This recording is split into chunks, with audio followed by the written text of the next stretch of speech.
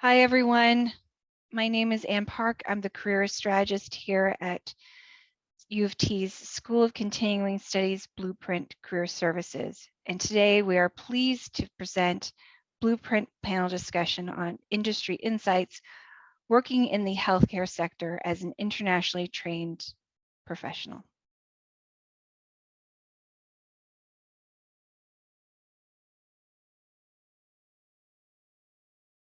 Thank you. First, I'd like to start out with a brief land acknowledgement. I would like to acknowledge this land on which the University of Toronto operates. For thousands of years, it has been the traditional land of the Huron-Wendat, the Seneca, and the Mississaugas of the Credit. Today, this meeting place is still the home to many Indigenous people from across Turtle Island, and we're grateful to have this opportunity to work on this land. And I would like to recognize that today is National Indigenous Peoples Day. And on this day, we celebrate the history, resilience, and diversity of the First Nations, Inuit, and Métis across Canada. Before we begin with the panel, I'd like to take care of a few housekeeping items. Please turn off your cameras and have yourself muted during the presentation. Post questions and comments in the chat. Your questions will be responded to at the end of the moderated question portion. And please complete our very brief survey at the end of the presentation. This is very important, everyone, because we strive to continuously improve what we have to offer here at Blueprint Career Services, and any feedback that you can provide us with is invaluable to us. Great. I'd like to speak briefly about Blueprint Career Services. In addition to Real Talk and Industry Insights panels, we have the Clifton Strengths Workshop, which includes a brief assessment that would identify your top 5 strengths. We would workshop those strengths, discuss the history behind Clifton's strengths, as well as how to use your strengths to elevate your career. And we also have something called a career wayfinding series. This is a 3-hour, 3-part series in which we would work to identify where you're at with your career, where you'd like to go, and how you would like to get there. And introducing career nav sessions. And so with career nav sessions, you'd be working with me one-on-one, and we discuss how to achieve your career goals. And for more information, please do contact us at ses.blueprint@utoronto.ca. Great. Without further ado, I would like to introduce our esteemed panelists today that we're so honored and privileged to have these individuals who are in amazing roles, and I know I'm going to learn a lot from them today. I'm sure you will too. So first, I have the proud privilege of introducing our panelist, Ruth Lee. Ruth Lee is the Executive Director of the Care Center for Internationally Educated Nurses. She's an associate clinical professor at McMaster University School of Nursing, where she's a faculty member of the graduate program. U of T and her PhD, I apologize. Ruth obtained her RN diploma from Seneca College, her Bachelor of Nursing and Master of Nursing from Faculty of Nursing, U of T, and her PhD from the Institute of Medical Sciences, Faculty of Sciences, and U of T. Prior to joining the Care Center 7 years ago, Ruth was the chief of nursing practice, Hamilton Health Sciences, for 13 years. Ruth's clinical and administrative experience spans many roles in various healthcare settings, community, long-term, and acute care. Her academic work focuses on culturally competent practice, diversity and inclusion, and healthcare resources planning. Ruth was awarded a Lifetime Achievement Award by the Registered Nurses Association of Ontario in 2018 for her outstanding contribution to the nursing profession. Her recent publications in the Canadian Journal of Nursing Leadership on IEN workforce transition and integration have received many accolades from nursing leaders, healthcare employers, and internationally educated nurses. So I'd like to welcome Ruth to this panel today. It's such a privilege and honor to have you, and I look forward to hearing from you. Next, we have Srividya Ranganathan, and we're very privileged to have Vidya, she prefers to be called, here with us today as well. So I'll tell you a little bit about our esteemed panelist, Vidya. She grew up in Toronto and attended York University for her psychology degree. She completed medical school from Medical University of Silesia in Krakow, Poland, with clinical rotations in the United States. She matched at Queen's University for family medicine and graduated in 2022. Since her graduation, she's been working as a locum within the Durham region. Her interests are in women's health and to be a medical educator to teach residents and medical students. Not only does medicine keep this very, very busy person busy, but she's currently on maternity leave. She's a mom to a 5-week-old and a 4-year-old. When she does have the time, she enjoys watching favorite Netflix shows and trying out new vegan restaurants. She also enjoys updating her website, https://lifeandmedicine.ca, where she uses her journey and experience to provide help to internationally trained medical graduates. So such a pleasure to have you with us today, Vidya. I'm so excited to hear from you, and just an honor and privilege. And last but not least, we have Ian De Silva joining us today. Ian De Silva was born in Toronto, and he has extensive experience working in the private, nonprofit, and governmental sectors in both strategic planning and policy development. Since 2018, Ian has worked with the Canadian Support Workers Association and the Ontario Personal Support Workers Association to oversee associations' operations. Ian holds a BA in political science and history from the University of Toronto and lives with his family in Whitby. And he's on a ton of committees. I didn't have room to list them all. It was amazing. But the selected committees that he is on include, he's on the project advisory panel, Canadian Standards with the Canadian Standards Association. He's on the PSW curriculum committee, with the National Association of Career Colleges, and he's with the Quality Mental Health Care Network with the steering committee, Mental Health Commission of Canada. Wow, thank you so much, Ian, for joining us. Again, I'm just so excited that all of you are here today. And so now we're going to move on to our facilitated moderate question portion of today's panel. So we're going to stop sharing our screen and open it up to our esteemed panelists. So if our panelists can please share their cameras, that would be great. Thanks, everyone.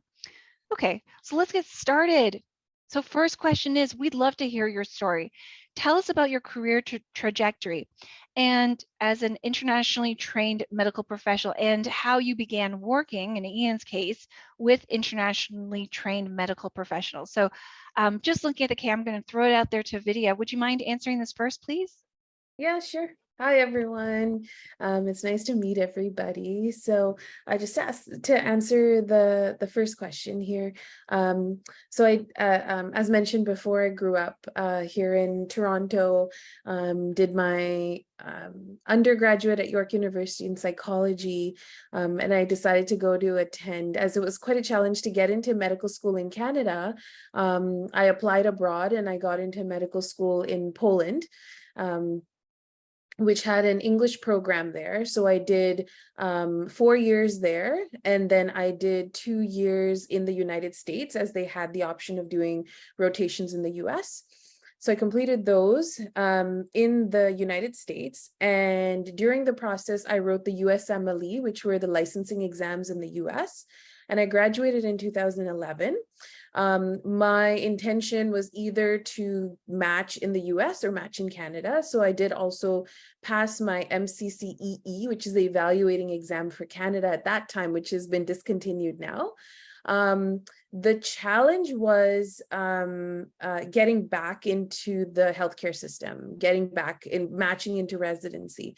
So actually, although I graduated in 2011 and took all my exams, I did not match until 2020. So it took 9 years of applying and writing my examinations and trying to fill that gap of time to ensure that I was up to date with stuff. So what did I do during that time? So I took my, as I mentioned, I took my USMLE 1, 2, and 3. I took my EE examination. I took my NACOSCI exam. I also took my QE1. And during this period of time, I tried to also ensure, not only with examinations, I tried to ensure I did volunteering experience. I went to India to work with the underprivileged there. I added clinical research into my CV. I also, thankfully, I met physicians who took me on for observerships in various parts of Toronto. And I would apply, but I would never get interviews. And I didn't know where I was lacking because I had the exams done, I had all this experience. I finished my MD and I knew that there was such a need for physicians. Like, where was I going wrong? Or what more can I add? And then I finally decided that I looked at the other parts of Canada, and British Columbia had a clinical traineeship program there, where here in Ontario, you can do observerships, but it's very limited as to how much hands-on experience you can have. Whereas in BC, the clinical traineeship program, I would basically work as a fourth-year medical student with physicians where I can actually have hands-on experience. So it was a very difficult decision, deciding to move to BC financially, leaving family as well. But it was one of the best decisions I made. Within a year or two, I was able to work with various physicians, also did research there. And as soon as I did that, I added on another exam, which is called BC CAP, which was for the UBC Family Medicine Program. I did that. And as soon as I did that, I started getting interviews in both BC as well as in Ontario. And then I ended up matching in 2020. So using all that experience, getting strong letters of recommendation, I was able to finally match into the Queen's Family Medicine program. And then now, and which we'll answer, and I'll talk about it later. Now that residency is over, there is not a lack of positions for me, where at one point for residency, I was cold emailing and cold calling everybody for opportunities. And now people are actually messaging me and emailing me and calling me for jobs to fill in their position. So it's program here, but we'll talk about that more, and hopefully I can help you that way. So that's my my story so far, my career trajectory. Thanks, Vidya. I thought that was very inspiring. It's funny because working with people to try to help them achieve their goals, and it took you so long and you did not give up. And to me, one of the reasons why you're able to be successful is because you were so driven and you were focused on a specific career goal, and you were also learning and growing along the way, and you were additionally flexible. You had to make some hard decisions by moving to BC. I can't imagine how hard that would be. I'm sure that number of you who are sitting here today have had to make those decisions, but made that for your career. And one of the wonderful things about the story that you shared is that it all paid off, because now that you've done your residency, you're such demand. So I think we can all learn from your experiences, Vidya. Even if we're not in the healthcare industry, is that succeeding means being focused, finding a goal, focusing on a goal that you really want to achieve, and just, it sounds, I don't know, it sounds, but never giving up and just doing whatever you can and being flexible. So that was amazing. Thank you so much, Vidya. Ian, I really appreciate that. Ian, I'd love to hear from you. completely different angle for me. And I appreciate that. I'm the son of an immigrant. My father and his family came from South America, Guyana, in the 1960s. So I very much understand the immigrant experience and the isolation that comes with that, and the struggles uphill to integrate into Canadian society. For my take on it, essentially I became involved in recruitment in international health and internationally educated health professionals when we were approached by the Ministry of Health back in 2019. We were asked, there was a large concern with the Ministry of Health that they have a number of internationally educated health nurses, for example, that were basically being underutilized. These were well-educated individuals working in commercial settings, frontline Canadian Tire, Tim Hortons, those fine jobs, but not where their hearts were. So we decided that we were asked if we could extend our membership, the OPSWA membership, to include these nurses to work as frontline healthcare workers while they're working to get their certification in nursing. So since then, we've brought in about 3,000 of these nurses and worked to include them and to get them integrated into our Ontario Healthcare. It's a small program, but it's really what has been the real driving force of one of the huge area for us when it comes to international recruitment.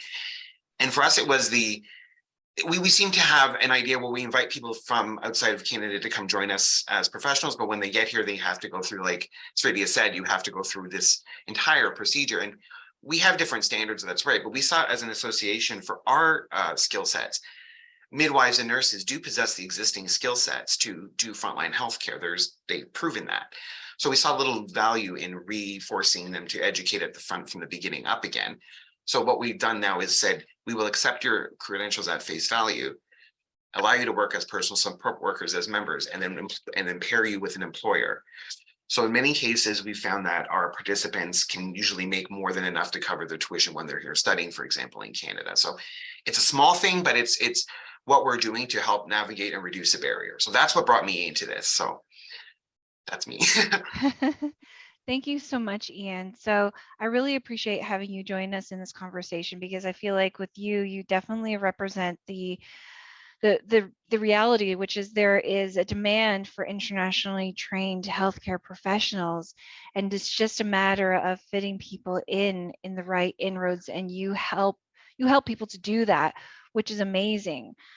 So we are very fortunate that we have organizations such as yourself to help to make those inroads for these desperately needed services, and also help provide internationally trained healthcare professionals with careers that reflect what they've studied, where their expertise in, instead of, I mean, yes, I realize that other jobs are important, but instead of perhaps utilizing their experience elsewhere, underutilizing their experience elsewhere. So I'm so happy that you shared that with us, and I'm glad that you're going to be sharing your perspective on things today. Thank you for that. Ruth, let's hear your story.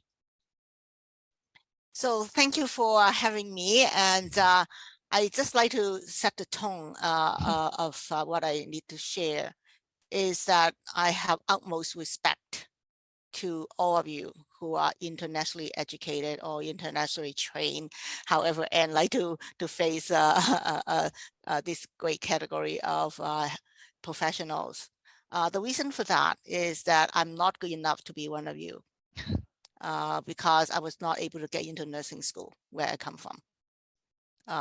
The criteria is very stringent, and it's not easy. So if people think that Canada is better than everybody else, I would tell them you're wrong. We need to be humble. We may be good at certain area, but may not be in others. And every country have their strength.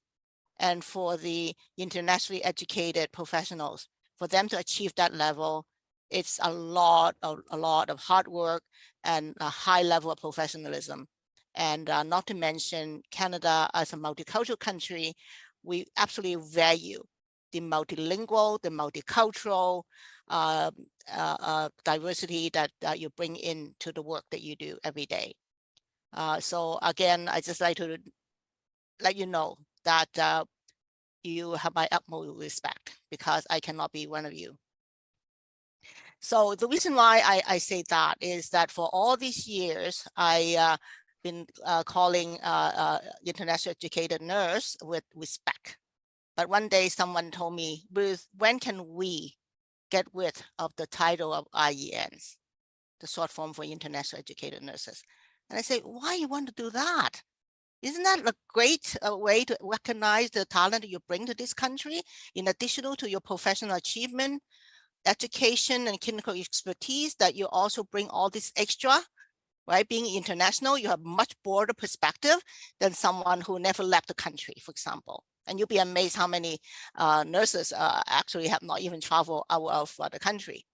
But they say no, because we do have a lot of challenges. And even after I have gone to school in Canada, people still call me that. I don't feel that I'm being part of it. So we at Care Center, and I personally, need to acknowledge the fact that there's so many barriers that makes someone who we are so fortunate to have as a country feel that way.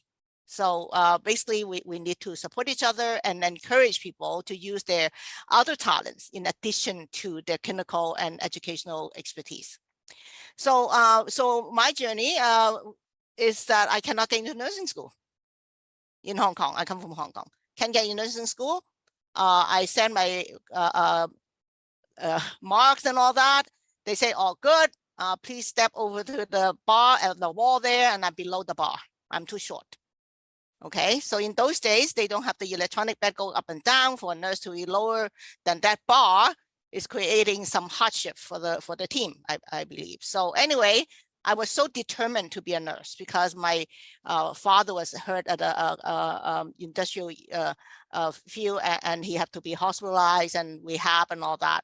And he have utmost respect to the nurses. So no offense to my doctor colleagues and others, but then the surgery, everything is all good, but then the caring and the journey to recovery, that he feel that he owed it to those nurses that care for him. And of course, being an older person, very chauvinistic in my view, that he said he had 4 kids, so 2 each. So me and my sister were told that we have to be nurses to pay back. But anyway, luckily, both daughters basically, even we're very rebellious, we follow mom, dad's advice, and both of us become nurses. So I as you heard the intro, I actually get into nursing here because I couldn't get in Hong Kong. But my sister, she's the smarter one, and she's like 3 inches taller than me. She passed the bar. So she became a nurse from Hong Kong, and subsequently she did come to Canada, and so she's also in nursing. So for my journey, I work in the hospital, and I noticed that a lot of nurses who from overseas were not able to use their skills because of various reasons, credentialing, having that equivalency is a huge challenge. And at the meantime, me as a nurse, we are being told we're short. We couldn't find people. Okay, just suck it up. Take more patients. So on a night shift, I start my shift in those days is 8-hour shifts. I start my days at night at 11:30, finish at 7:30. I swear to God, I don't even sit down and have a sip of water. And then after that, when the day people come, I will start my documentation. You know, everything had to be charted, right? And I didn't even get to leave the unit till well past 8:30, sometimes 9 o'clock. And a lot of my colleagues are like that. And at the meantime, we have those precious resources that we are letting them pour coffee downstairs. Or we heard that they are doing work that absolutely do not need their skill set. Very, very heartbreaking, right? So I often say we have the best educated taxi drivers, support workers, coffee pourers, and you name it, and dishwashers. That's another thing. I worked at Toronto Western Hospital. Some of you live in Toronto know that it's very close to Chinatown, and sometimes I go there, and then the person that served me is a nurse. And I say, what are you doing here? Oh, I couldn't get a job. I couldn't get my papers recognized. Absolutely heartbreaking. It's that time, early in my career, I'm determined I have to do something about this situation. For very selfish reasons, because I absolutely do not want to work myself to the ground. And secondly, it's an ethical issue in my book. What are we doing as a country, as Canadians? When we say we value multiculturalism, we value diversity and multilingual, whatever, but what are we doing? So I was very fortunate that I have the opportunity to pursue higher education. And with that, I was able to be in leadership roles. So I have worked as a staff nurse, clinical nurse specialist, and then a manager, and then at a director level and chief of nursing practice. So along the way, I was very supported, and my mission to change that continues. After 13 years at Hamilton Health Sciences, which I'm responsible for 7 sites, as the chief of nursing practice, I basically pursue my interests. So I was very fortunate that I got recruited by the Care Center for Internationally Educated Nurses. So if you just picture that we often long for the dessert at the end of our meal. So just picture that you have dessert every day. That's how I'm feeling. Dessert as a meal rather than the meal. So that's why I am very fortunate to be working at Care Center for Internationally Educated Nurses, leading a great team of case managers. I would say more than half of them are internationally educated themselves to help IENs. And the other staff are settlement workers, because as newcomers, you absolutely need their expertise. We also have 2 language specialists, because as you know, all nurses need to pass their language tests. Right, so even your English is sufficient, maybe in your home country, but here they require certain standards, and then the accent is another thing. I'm sure when I start talking, all of you have some challenges to, figure out what on earth this woman is talking. But after a little while, you get used to my accent. Maybe things become a little easier. So a lot of those things that I am very fortunate, as I said, that throughout my career, I pick up things that I think these need to be changed. And I'm very happy to share with all of you over the years with advocacy and all that, and talking to the College of Nurses Ontario, which is a regulated body for nurses. Many, many changes have occurred. And for the past 3 years in the pandemic, obviously this crisis, and we have been able to turn a lot of those into opportunities. So you can see that nurses used to take up to 5 years to get the registration. Now, I actually hired one that only took 4 months. So she gone through our peer arrival program.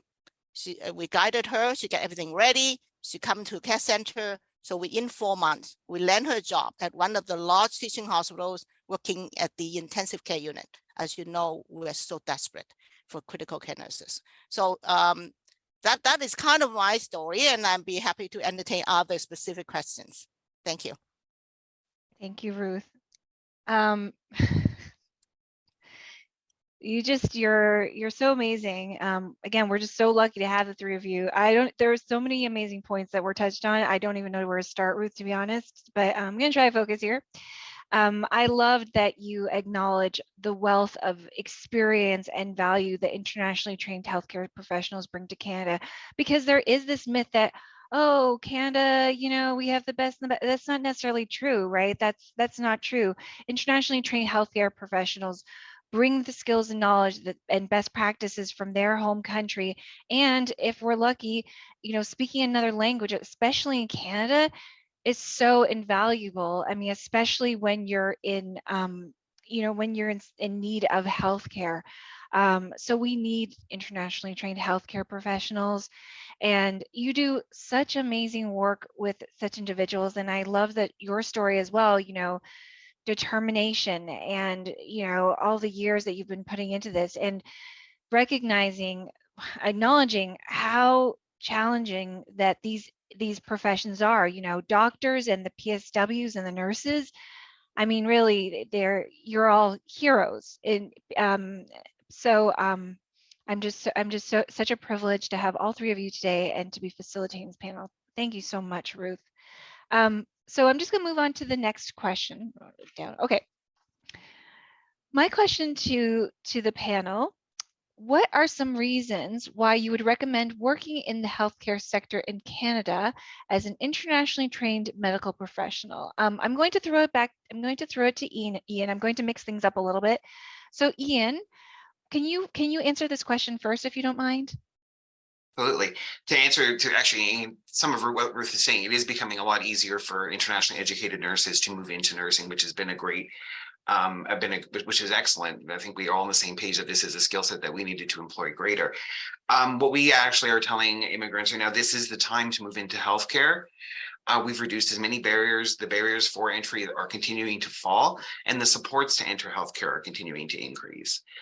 Healthcare right now is a very competitive field. So if you're looking for employment opportunities, there's more than enough in healthcare delivery. So that's always something that's it's essentially we call low hanging fruit. If you're new to Canada and you're looking to participate in the economy, then especially in healthcare, this is the time to do it. Really, I think that's really what we're coming down. We need all the help we can get, and we're not in a position to allow skill sets to be wasted. And I think that's really the concern that we're having. And I share Ruth's concern on this completely. It's like we play the bait and switch. Come to Canada, you got to prove you're good, and then you get here, and then they're like, yes, you can, like you say, drive a cab. And we have, it's not just nurses though. It's also like internationally educated midwives, physiotherapists. There's a lot of skill sets that provide care to the frontline patients that the PSW does, which they can easily enter into. So it's a very porous opportunity right now.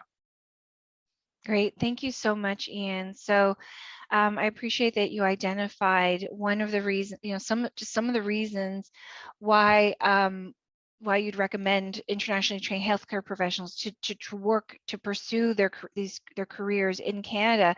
So there's so many opportunities right now, and I would even add to that, Ian, that the opportunities are going to be increasing. It's just they're going on the up and up. At least that's what I've heard, because we are facing a healthcare crisis, and also this is a wonderful time for such individuals to go into their profession, their healthcare professions, because these barriers are being reduced. So it's a lot easier. Back in the day, it was a lot harder.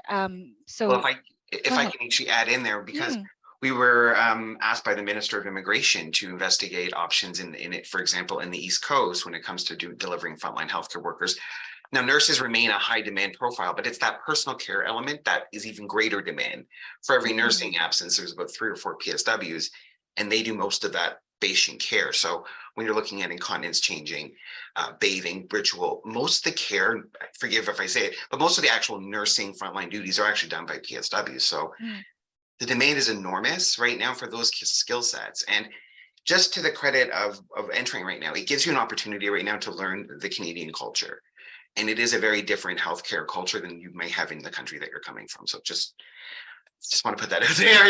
It's a national problem right now. We, through the Canadian Support Workers and with the minister and various departments, it's all hands on deck right now. So wow.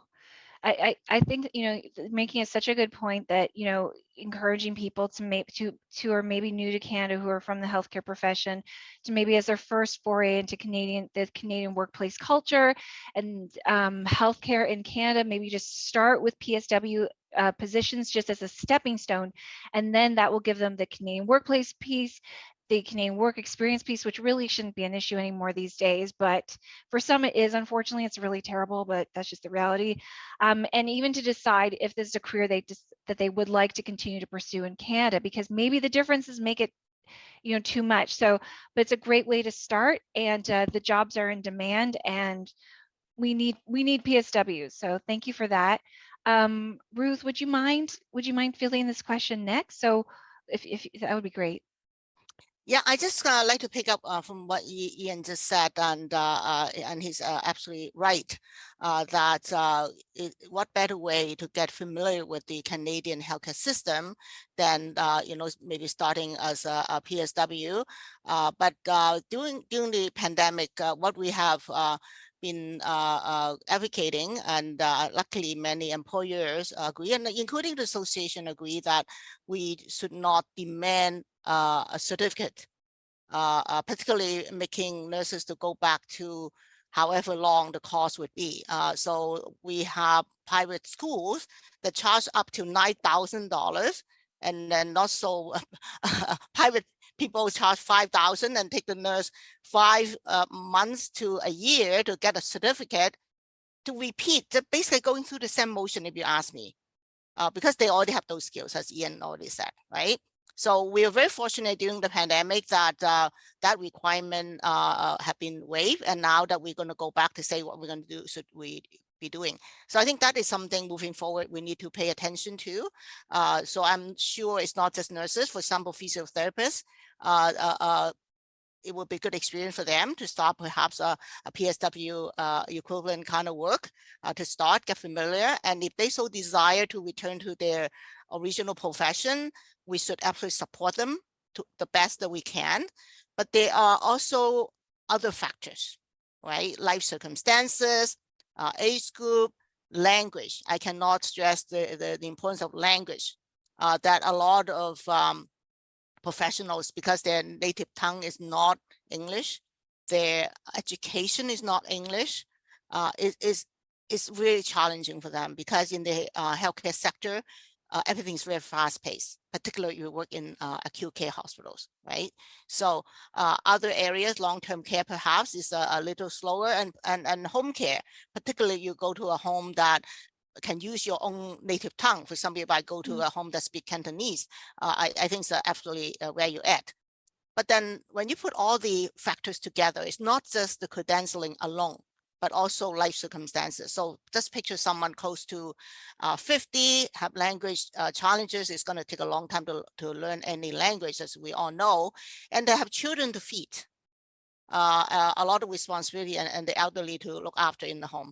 So in those circumstances, perhaps getting your RN may not be realistic.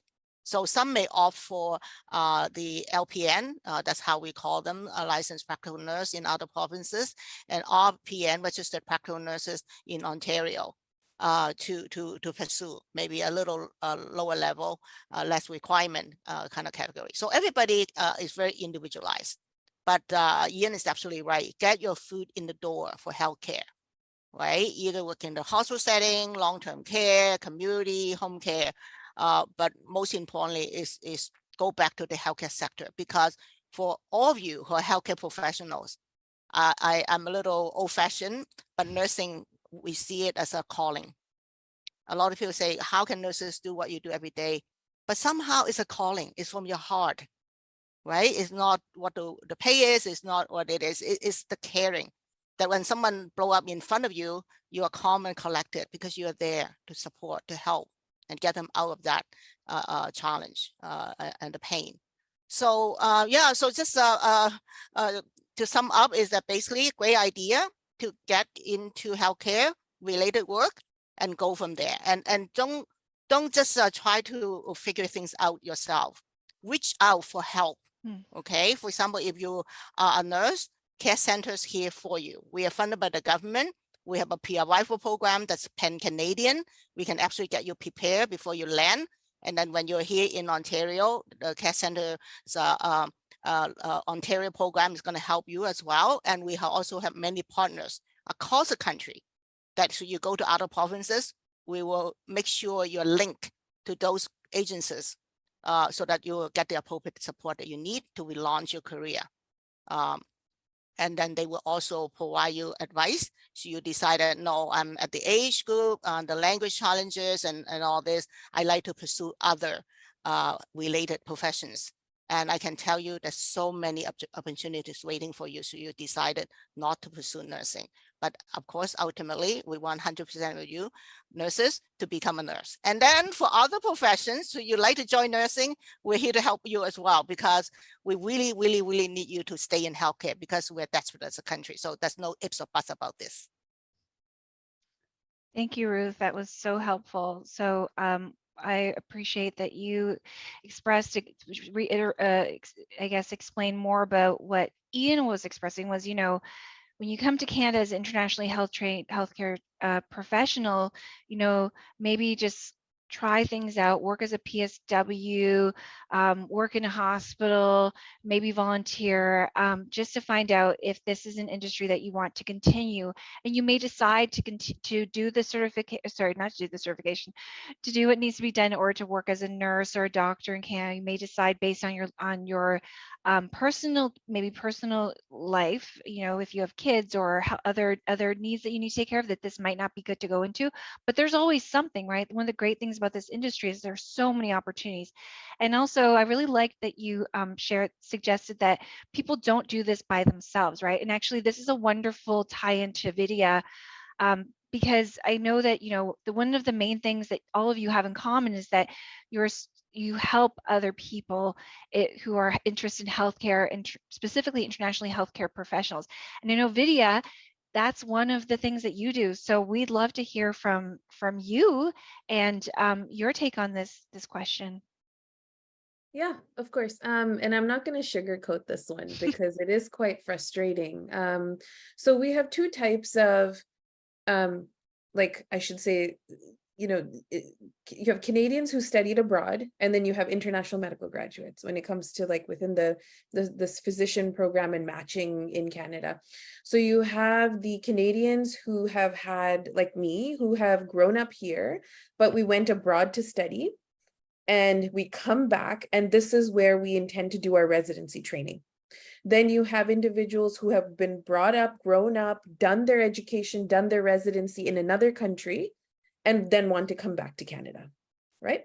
So the demand for healthcare professionals, the demand for physicians, the demand for family doctors, for example, I'm a family physician, so I can specifically talk about that. It's tremendous. The problem, as I see it, is getting in, right? Once you're in, once you've done your training, you are wanted, people just want to hire you. For the difficulty here is, for people like me who have had my training, the initial training here, I grew up in Canada, went abroad, studied medical school, and then came back here to match into residency. From what I know right now, from the research that I've done online, the way to get into this, the program here is through CARMS, which is the residency matching program. And then you choose your specialization, you do your residency training, and then practice here. And I did some research last night. I think there's actually some barriers that are opening up for people who have done their residency abroad and are coming to Canada. Of course, you have to write your board examinations, right, to show that you're equivalent to those who have done their residency or their medical schooling here. But there is, I think recently here in Ontario, there's something called PRO, Practice Ready Ontario, which I don't know if this has started or they're just about to start. It offers a route to practice in the province of Ontario for internationally trained family physicians who have had their family physician training abroad. And then they're trying to fast track them in Ontario to get them to work here faster, because we need family physicians here. So these are for people who have done their training abroad already and are trying to come back here. Another similar program is in Alberta, which I believe you don't have to be like living and working in or living there in Alberta right now, but you should be in Alberta to be a part of this program, which is called AIMG. It's similar to this Practice Ready Ontario, but that has been there for a while now. Another one is in BC called PRA-BC. These are all like, and I think in Saskatchewan called SIPPA, SIPPA. I think these are all like programs for international medical graduates, once again, who have had specialization training abroad in their own country, and they're coming back to Canada. Said that the demand is there, but it's the struggle of, once you come here, financially, where are you at? Are you here with your family? What's the support system like? What kind of job are you going to do in the meantime while you're waiting for this to happen? And the exam expenses are in the thousands of dollars. That's also something to think about. So really, the demand is there, but like I said, I'm not going to sugarcoat it. It is very frustrating. But if you have that goal, you want to get in, you want to do it, it may take, for some people, it takes a couple of years. For some people, it takes a long time. but there are many routes that you can take to get into the system. Thank you, Vidya. So I appreciate that you didn't sugarcoat things. I mean, the reality is it's very expensive. And you know, if you're coming to Canada and you have to support a family, or perhaps you have to send money back home, having to pay thousands of dollars for exams, I mean, it may not work for you, but that's a choice that you have. And if you feel that this is something you really want to do, then you'll make it happen. I mean, takes time, but as we have the examples from you, Vidya, you know, just keep going at it and really being focused on that. But again, some people, it's okay, you know, but and if you decide to transition into something else in healthcare, that would be ideal, because we need you. We need all of Correct. you. Yeah. Right. So yeah, thank you for pointing that out, because we shouldn't sugarcoat things. I mean, these are industry insights. This is not, you know, let's just pretend everything's perfect and easy. This is not the reality. So thank No, you that's so like, much. yeah, I think that's exactly the correct approach, just to make it. And if I've had people who've approached me with these questions too, like, what, I'm coming from another, I'm deciding to come to Canada. What is your opinion? What are your thoughts on it? And I tell them the same thing. These are the steps you're going to have to take. This is what has to be done. And what are your responsibilities? Do you have a family? Or are you coming alone? Think about, put into consideration all, but in general, Canada is such a beautiful country. People are lovely. I just like, it's so wonderful here. And once you're in and you're working here, living here, it's wonderful. But it's just that process, initial process, that difficulty. But once you're in, things hopefully will be smooth and great. Thank you. I'm going to, I noticed the time. We have about 10-15 minutes for the moderated question portion of this panel. So I'm going to ask just a few more questions, and then we'll open it up to the floor, because I'm sure that our esteemed guests who are here today, that we're so happy have joined us, have questions. I'd love to hear from you. So I'm going to start with Ruth this time. Ruth, what are some of the unique strengths that internationally trained medical professionals bring to Canada? And I noticed that you did chat briefly about this earlier, so I'd love to hear more about this from you.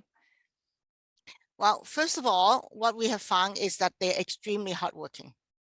Extremely hardworking. They know how to preserve resources, because right now the major pipeline for nurses are from India and the Philippines. So in Canada, we are pretty wasteful culture, as you probably know, right? The clinics, you just touch your nose and then it's garbage, it goes. But in many countries, absolutely, they need to preserve the resources. And another things that I find the international gender nurses very adaptive. While in addition to the multilingual and multicultural perspective, of course, actually, technically, they're very high skill as well, because a large number of them actually have gone to Western countries like ours, as well as the Middle Eastern countries that work in private hospitals with very high tech. So I have the opportunity to tour some hospitals, and I can tell you, I come back with shame, because our technology is pretty behind compared to many other countries. So if people in Canada think that we are so on top of the world in every aspect, I can tell you, I'm sorry to tell you, you're wrong.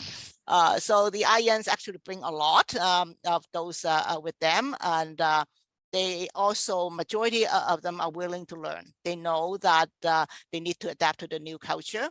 And they are extremely humble in many cases, to the point that I need to tell them, no, you need to speak up.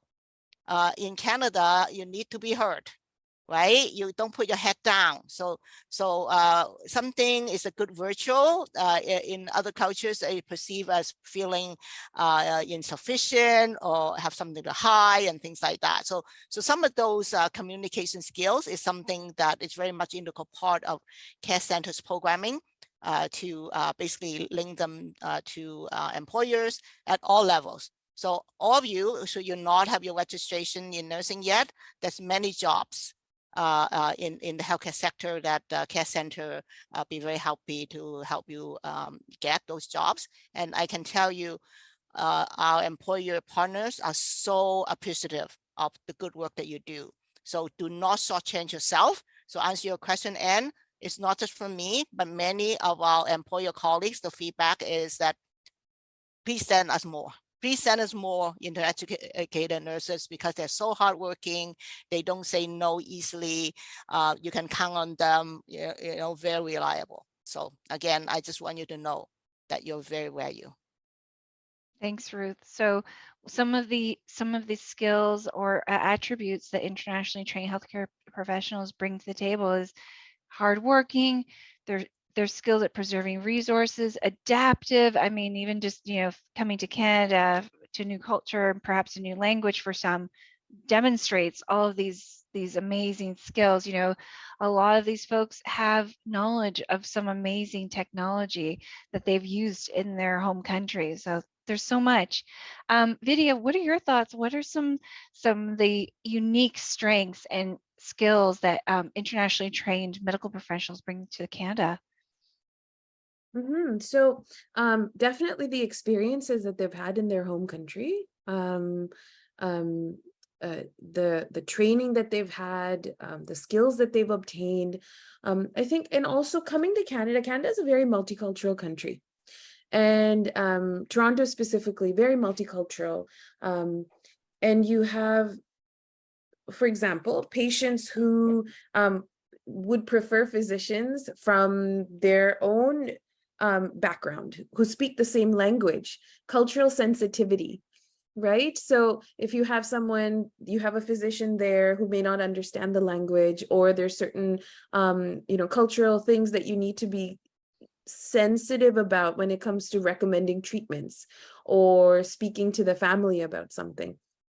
Someone from another country who's of the same culture would understand that. And I think that is a major strength to have, and patients would feel comfortable that way. So not only the skills and experiences, but also the language and also understanding the culture. That is a very big asset to have.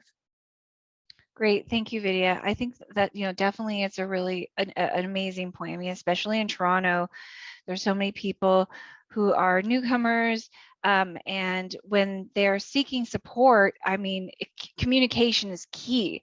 So even if they speak English, perhaps their second, you know, that's their second language. So when you're in crisis, and even, you know, if you've experienced various healthcare issues, where you're not able to access that part of your brain, and anyway, but be able to have that cultural sensitivity, the language piece, it is huge, and it goes a long way.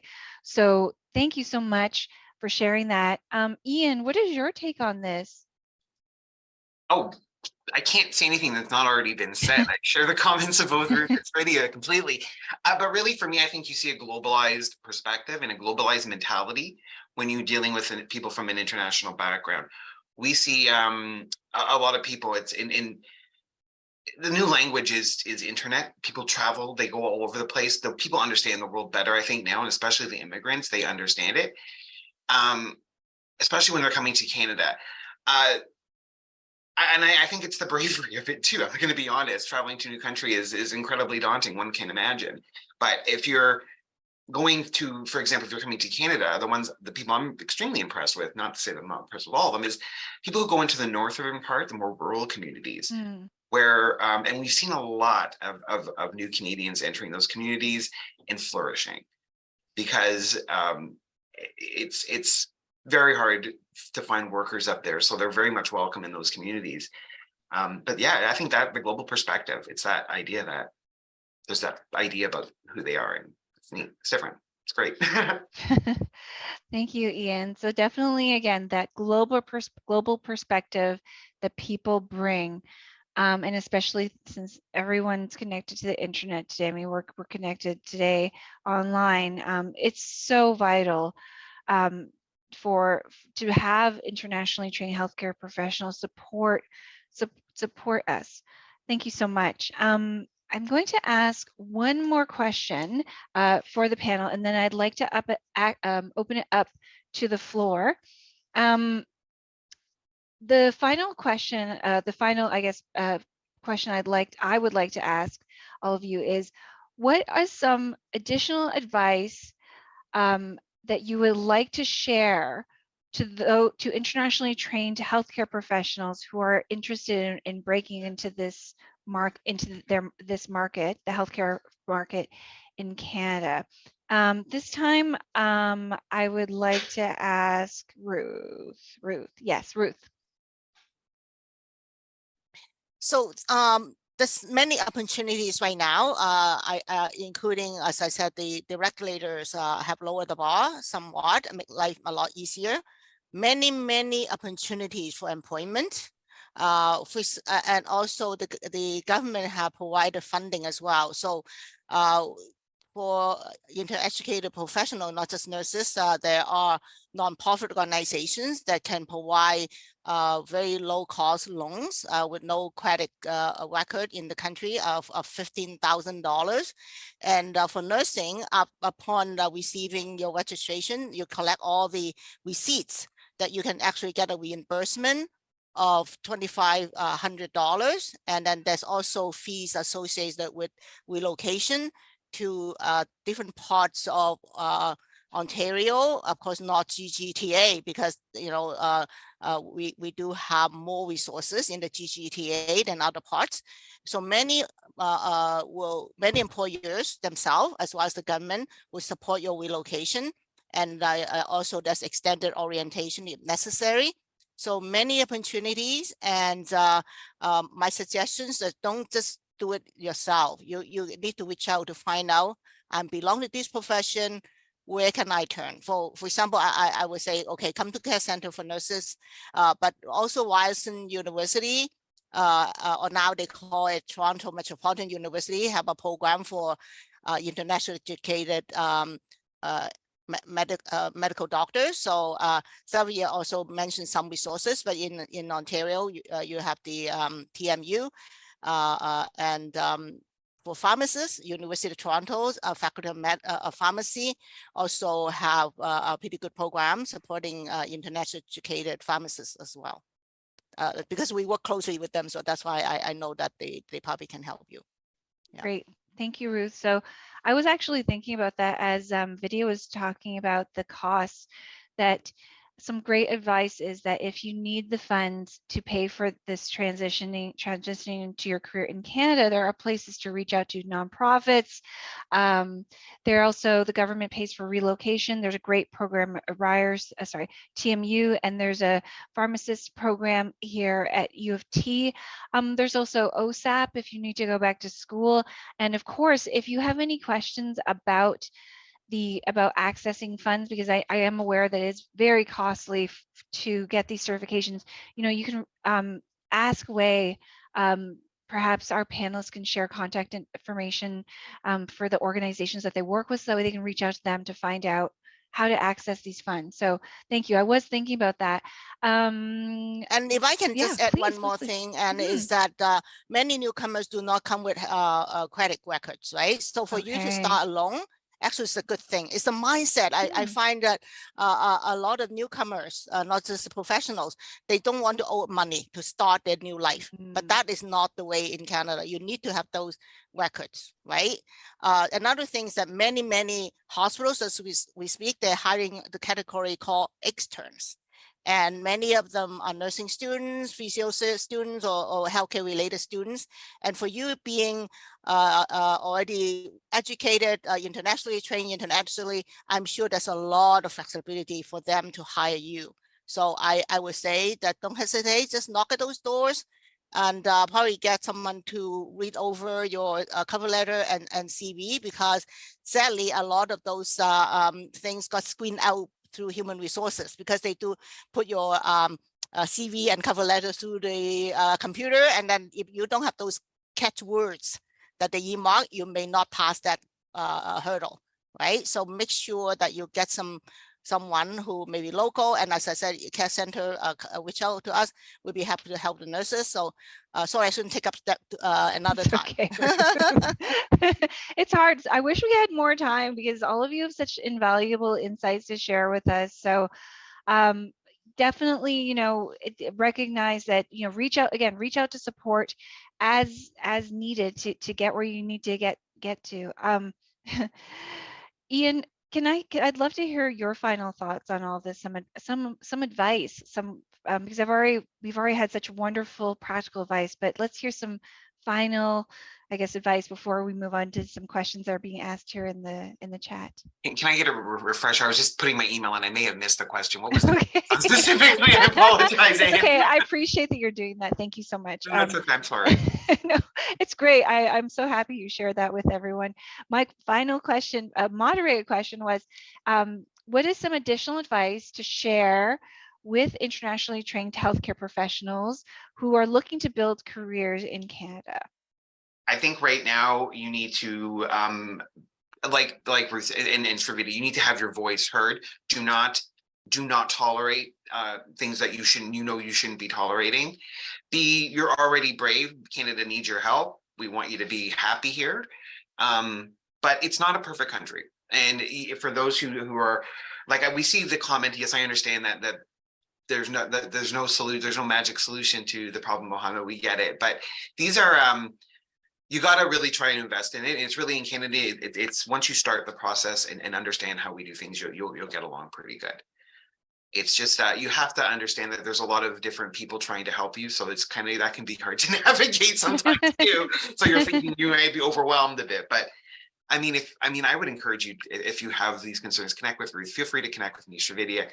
Like, we're here to really try to help them, new Canadians, and internationally medically educated graduates need to be accepted more readily in our society, I think. And I'm not advocating for, and as a PSW, for those who don't know, a personal support worker is a nurse's aide. So it's very much like a nurse's assistant role. Really, if you're interested to get you that month, a year, even a framework, we're not advocating for internationally educated nurses to be permanent nurses aides in Canada. Our goal is to give them the resources so that they can afford the nursing college exams and whatever. And we do allow physicians and anyone else who needs to work in this. So just a heads up, if we're trying to bring down as many barriers as we can to offer what we can, but we don't get government money. So just an FYI, we will direct you if needed to there we can get it. Thank you, Ian. So definitely some advice that you gave was, have your voice heard, right? And I think it's also just to be aware, and ask these questions, because we want to make sure, as such valuable professionals, that you are treated as you deserve to be treated. And Ian's explaining that, even though he works for where he works, he's not suggesting that nurses and doctors come to Canada and be a PSW for the rest of their lives. Instead, use it as a stepping stone and work with people like Vidya, like Ruth, that can potentially help you to re-enter that field. And so I think that is definitely very important. And if you're not sure of anything, again, as you're navigating this industry, there's so many people to talk to, and it can be overwhelming, but just take it one step at a time, and you'll get there. Thank you, Ian. Vidya, what are your final thoughts on this before we take it to some questions?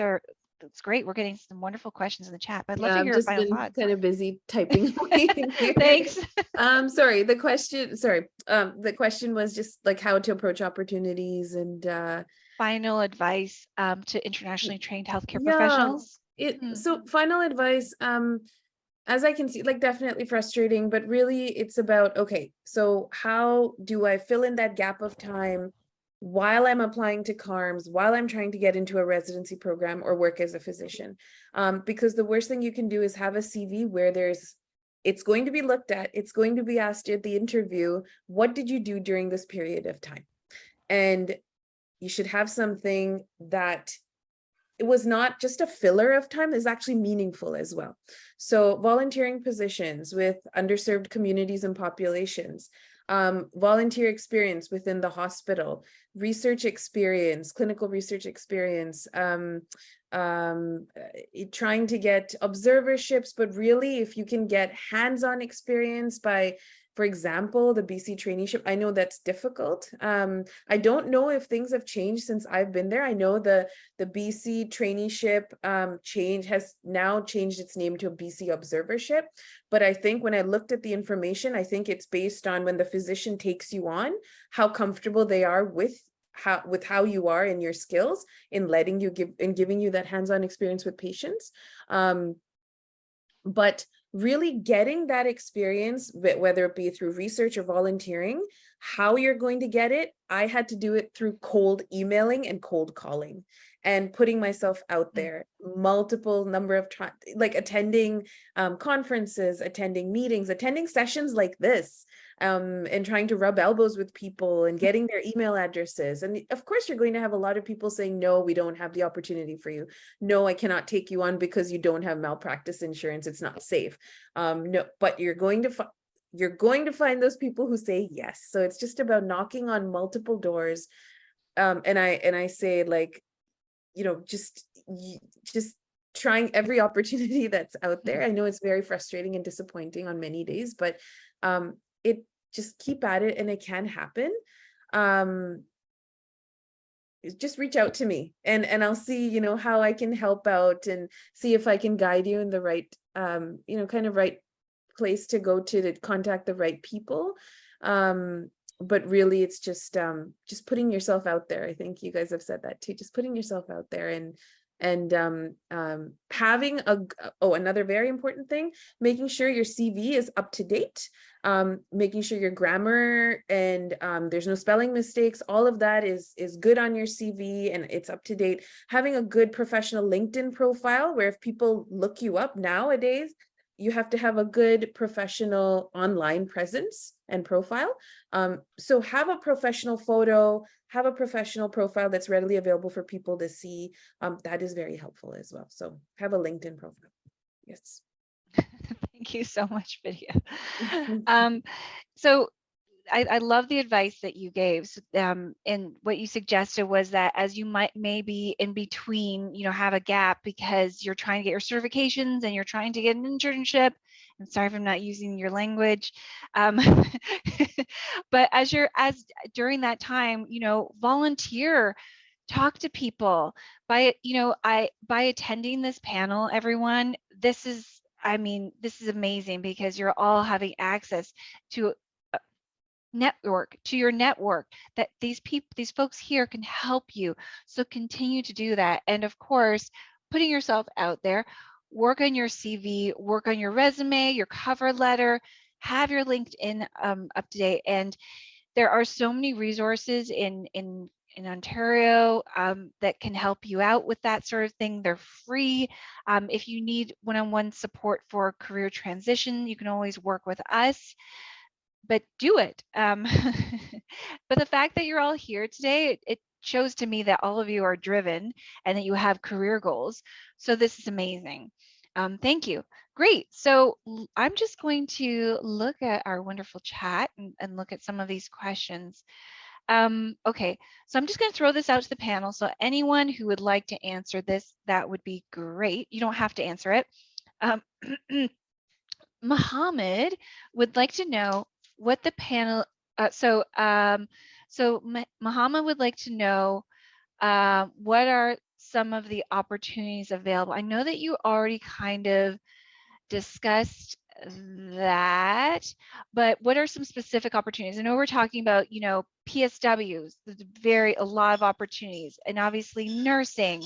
And to be a medical doctor is also, there are lots of opportunities. We know there are a lot of different steps that you need to get there, but what are some other opportunities in healthcare? I know we talked, Bruce briefly mentioned, you know, there's a pharmacy program here at U of T, but let's hear more about these opportunities. Does anyone have any feedback on this? Yeah, Ruth? I think, or video. sorry. I'm so sorry. Yeah, video. I'm so sorry. Sorry. No, I was thinking, well, it also depends on, do they want to go back to school? Do they want to go back to school and consider a master's? Do they want to get into clinical research? if you're a physician from back home, what other, really it depends on like what other opportunities do you want to do? Do you want to consider nursing? Do you want to consider a PSW position? Do you want to medical education? So there was one thing I didn't mention is during that gap period of time when I was trying to match, I was involved in medical education where I was a simulation specialist, which is in medical education where I work with medical simulation or robots that look like humans. And I used to work with Queen's residents and conduct these simulation scenarios by putting them into positions where it's a code blue. What would you do next? Wow. Through that. So that is also a position that can be considered. It's actually a fun position. So it's a paid experience as well. So I started volunteering and then it became a paid position. So those are, and if you like medical education and teaching, there are multiple teaching opportunities as well. Great. Thanks, Vidya. And I'm glad you brought that up, with regards to the education piece, because there's so much out there right now. And what I was going to add was I realized that your industry, everyone's a little bit different because it's quite hands-on, but there are online learning opportunities. So you don't even have to leave the comfort of your home. The hours are flexible. I mean, that's what we do here at the School of Continuing Studies, right? We make learning accessible to everyone. And you don't have to be spending thousands of dollars necessarily. You could just take a course, a certification, and that will help you to access these wonderful opportunities that could include research. I mean, and that's just the tip of the iceberg. Ruth, did you want to add to this? What kind of other opportunities did we not discuss for those who are entering the healthcare, re-entering the healthcare industry in Canada? So as I said, absolutely encourage you to relaunch your career here, but in the journey of that, or there's circumstances that you prefer not to, then there's so many other opportunities, including being a research assistant, doing data collection, working as a business clerk on a nursing unit, working as a coordinator for equipment.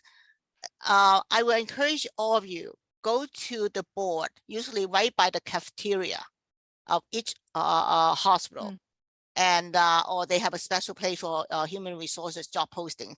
Just go there and check things out. You'll be amazed how many opportunity is there for you without you getting that registration. Before you get the registration, I should say. As I said, I really want you to return to your profession because for many of you is a calling. But during that journey, sometimes you'll be amazed how you fall in love. I do recall a nurse who have 4 young kids. It's just no way that she says she can manage doing shift work and all that. So she started as a research assistant, and before you know it, she got some training internally, and she became a coordinator. And because she's multilingual, she was involved in the international study. Right. So my message to you: do not shortchange yourself. You have so many skills that this is place to discover, and you can build on those skills. And I really appreciate the comment about acquiring more education. And right now, never before, we're so convenient to be educated, getting certificates and degrees. And I even know of people who are pursuing their PhDs, right, in Canada online or internationally online. So capitalize on the strength, capitalize on the crisis that we just lived through, the pandemic, that make the world so much smaller and more accessible. Yes. Canada is the land of hope. So please do not get discouraged. When you feel discouraged, talk to someone, okay? And as I said, for the nurses, do reach out to us. We'd be very happy to help you. Wow, thank you, Ruth. I didn't mean to interrupt you. That was amazing. So you presented a lot of different opportunities. And as you were speaking, I was thinking about something too. I mean, in addition to front face, these kinds of positions where you're actually doing people's, responding to people's physical health, there's also mental health. I mean, there's a crisis for mental health care practitioners. And so transitioning to counseling, I'm actually a registered social worker. So from transitioning, for example, from nursing, if that's something you want to do, into social work it's so relevant. There are so many opportunities as well. And again, mental health. And if you have that medical health background, that physical component, and you decide to transition to mental health, they're all connected, and you would bring a huge amount of skills and experience that would enhance what you have to bring to the table.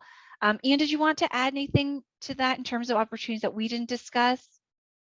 The only opportunity I can think of is through the association that I work with. Is we have internationally educated individuals who've joined our association and started up their own caregiving companies because we offer insurance directly right off. So it's one little area that there's some element, and you can work for yourself, for example, with us.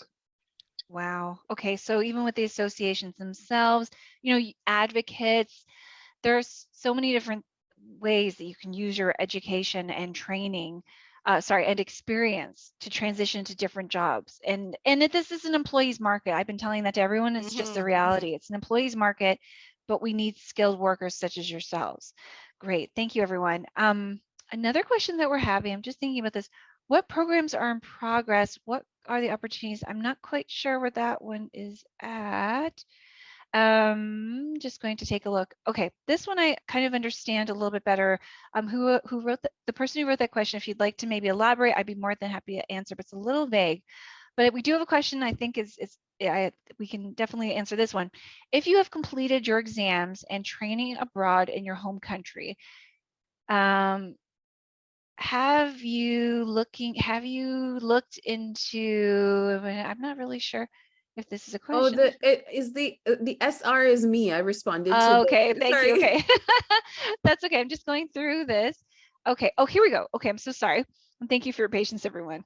Here we go. Thanks a lot for choosing this topic. You're welcome. We chose it, Carla and I. She's my team member. In aspects to the help to pharmacist and laboratory professional, where can I get the support to be able to get a job? Any contact will help me a lot. So I guess this person is looking to transition into the pharmacy and the lab as a laboratory technician. Where can they reach out for support specifically? Any suggestions, everyone? I know that U of T has a really great program, but would it be helpful for them to perhaps reach out to program coordinators at the schools, or is there an association? Yes, Ian? There is a lab association. They actually, the Laboratory Professional Association, I think it's federal. They're a part of the HEAL network, which is what the CANSWA is a part of as well. There is an association. I don't know the actual name of them, but they had a lot of issues with trying to promote the laboratory assistants, the silent fighters during the COVID who were doing all the work. So the assessors. So yeah, I remember. I don't know. I'm sorry, but there is an association for laboratory assistants. Okay, there is. It's technicians or something. I'll see if I can find it. Thanks, Ian. Yeah, that would be great if you since you volunteer, if you wouldn't mind sharing that in the chat, that would be wonderful. So, associations, reach out to those for specific jobs within the healthcare industry. I'm just going to look at some other questions. So, Anne, when you're looking, may I also add that don't be afraid to walk. Actually, most places are open now. Just walk in. I cite example of hospitals because majority of the nurses have acute care background, but I also encourage all of you, including the nurses, to check out ambulatory care. There's walk-in clinics. There is long-term care facilities, nursing homes, and there are jobs, right? So what you can do, you can get in and see what kind of jobs, for example, lab assistant or something like that, right? So you get a job right away. And in the meantime, you will be working with people who already get the credential. They will know where to turn, right? They will point you to the right direction. And also, I also mentioned about the internet, right? You need to be exercising some caution, of course, but you look for legitimate association websites, you should get the right information. Yes, definitely. So go in person to hospitals and long-term care homes. I'm sorry. And also go online, but just be wary. And if you're not sure, reach out to one of our professionals here on the panel today just to validate these are actual real websites, because it can be really tricky. I know I've been fooled several times, and I think the association, I got to jump in here. We have that Please. same, and Ruth, you mentioned it earlier, you called them pirate schools. We call them predatory because they prey on newcomers who simply are not aware of the nuances between them. Connect with the association, specifically connect with Ruth if you're looking to do nursing schools. The PSW world is, when it comes to doing your education, is a minefield. So really do your research. We've seen so many newcomers being, dare I say, bilked of thousands of dollars. that they cannot afford. So it's heartbreaking. It's Yeah, just, many community colleges and also employers are actually having their own PSW schools now, right? So I would encourage you to see that they are funded by the Ontario government or government funded rather than private, because it's a minefield there. I must say many of them are pretty good, pretty legitimate, and pretty flexible, but it's hard for a newcomer to differentiate. yeah, you're Right, looking for the so- NACC thing, Ruth, I think is what we're looking for. Yeah, yeah. Association for your colleges is what our Yeah, member is. exactly. Thank you, Ian. Yeah. And if it's too good to be true, it is, right? That's what I've if it's, and so really do the research, reach out to these professionals such as those who are on our panel, but before you spend thousands of dollars to get retrained when you probably don't need to. You probably don't need to spend that money in the first place, right? That's great advice. Thank you. We have another question. It's very specific, so I like that. Can you please elaborate? Delo asks, can you please elaborate on some of the opportunities available for IEN? I'm from Ghana and currently applying as an IEN in British Columbia. An internationally educated nurse. Okay, I'm so assuming that's what it means. so I presume you're already in British Columbia or you're still in Ghana. If you're in Ghana, I encourage you to join our PR Rifle program so that we can provide you with the guidance and probably link you up with Douglas College in British Columbia.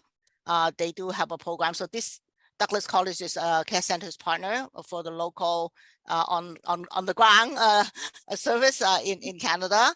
But if you're still overseas, please reach out to our program.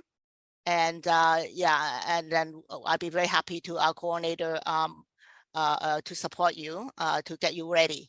I cite the example that one of our staff actually got her RN within 4 months because she have done so many preparation work before she got here. I mean, when you got here, it's a bit challenging when the college is telling you that you're missing A, B, and C document, and then at the meantime, you ask your home country to send those documents to them, and no one pay attention because you're not there, right?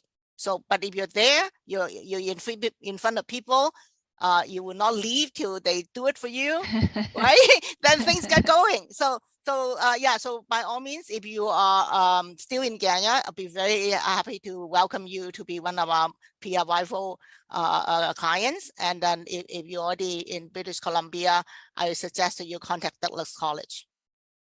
Great, thank you. So even if you're not in Canada right now, but you're working on coming here as an internationally trained healthcare professional, reach out to Ruth, reach out to CARE, and otherwise, if you're already in British Columbia, Douglas College all the way. Thank you so much. Oh, that's great. So you're in Ghana. So yeah, please contact us. Okay. I already put the website there. So yeah, and also the email address. So just send us an email, give us more info, and then or alternatively, you can actually join the PR Rifle program right on our website.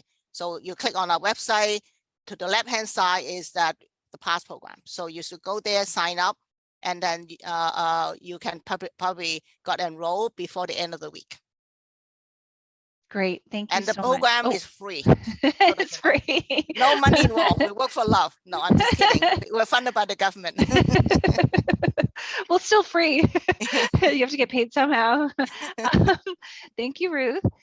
So I'm going to ask another question here. We have about 4 minutes, so I'm aware of that. Another question that we have is, my educational tongue was in English and I have had my credentials assessed by CES. How do I pursue my career in Canada? Wow, that is a big question. I mean, I know that all of you will have different thoughts on this, but I mean, there's so many different routes that you can go about doing this. I mean, the first step is obviously like deciding on what career you'd like to pursue and then reach out to folks. But I'm not here to talk. I'm just here to facilitate questions. How do we even tap this question? It's such a big question. It's a good one. Who would like to answer this?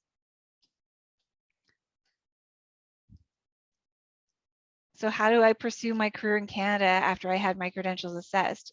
I would assume my career in healthcare, but is it? Yeah, please, Vidya, let's hear from No, you. I agree. I think the first step is kind of figuring out what are you looking for? What type of career, what type of line are you wanting to pursue or approach? And then that would give us a little bit more kind of a direction that we can guide you and provide information on. It is a kind of a broad question. That would be definitely the first step. Yes, absolutely. Any other, Ruth or Ian? Go ahead again. I'll jump in. I think what you want to do is, assuming that you've picked your career, so assuming we've made down that road, if you've done any, assess the feedback they're getting from employers to see if there's any gaps. But if you're just simply not sure where to start applying for jobs and seeing where the assessment gaps are. That would be my get the information to see if there's a shortfall. If there's not, then you'll get a job offer. I don't know. I'm sorry. I think you don't want to. Ruth, please. So if you already get your registration as RN or RPN, I'm telling you, I have employers knocking at our door every day to hire our nurses, our member nurses. So if you're in that situation, please reach out to us. Welcome you to the family, and we link you up. So we almost hosting Meet the Employer program webinars at least 2-3 times a month. So we actually have employers present what they can offer.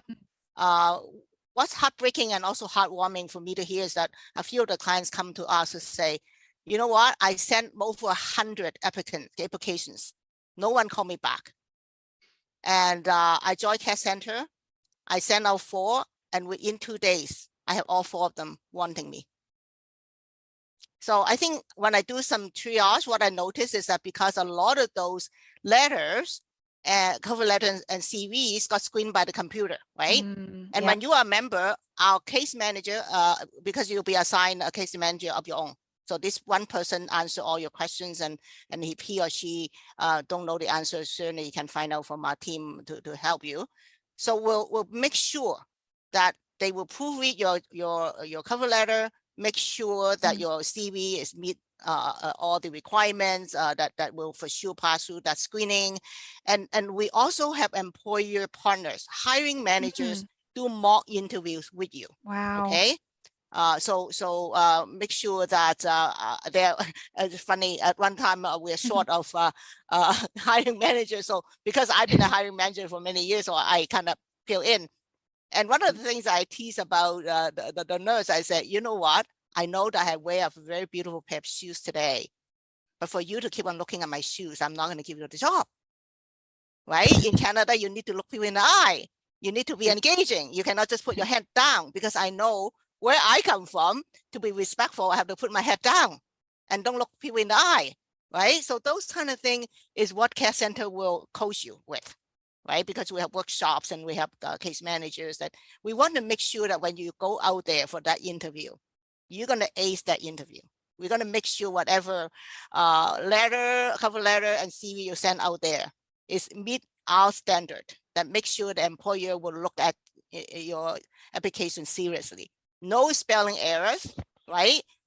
No cookie cutter, because what we found is that people have one letter only, rather than addressing the specific job postings. Yeah. Right? Because you need to do that. So that's basically what we do and get people to be successful.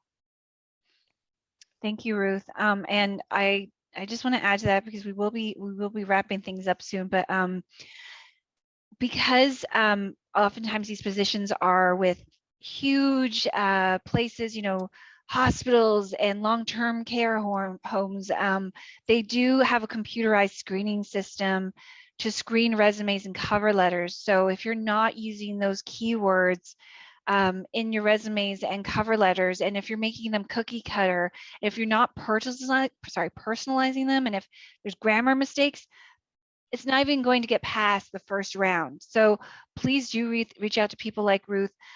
There are Employment Ontario offices out there that can help you as well. Now, they're not specialized for helping with healthcare professionals, but they can at least work you through doing a targeted cover letters and resumes. So it's a start. But I would encourage all of you, if you can, in getting support with your job application, you can reach out to professionals who work in this industry, such as Vidya, such as Ian, such as Ruth, because that way, that kind of level of support that you're having on your resume and cover letter, because they know the language, it will be elevated, and you'll have increased chances of breaking into this industry. So with that, this was it was a lot of fun. It was engaging. It was so informative. And I really did learn so much. And I just feel so privileged to have the three of you here today with us. Just to warn you, I've already reached out to Ruth, but all of the three of you are on my radar. And at some point I will be reaching out to you because we'd love to continue working with you. So I'd like to thank the three of you. I'd like to thank our wonderful guests who sat in with us today. We really appreciate your support and engaging with us and really taking the time to listen to our wonderful panelists on this afternoon. It's a beautiful day. You could be outside enjoying the weather, but you're here, so that's amazing. Thank you so much. If you do have any further questions, you have some contacts to reach out to. You can also reach out to us at Blueprint Career Services. And I'd like to say one thank you to our wonderful, my wonderful team member, Carla Gomez. So thank you, everyone. You made my day, and I hope you enjoy this weather. And thank you so much. Thank you. Thank you very much. And whatever questions that weren't answered right now, we'll respond to them shortly. But I just want to let you know that. Thank you. Thank you, everyone. Thank having me. you. So Best much for giving wishes. us the opportunity. All the Thank best. you. Thank you.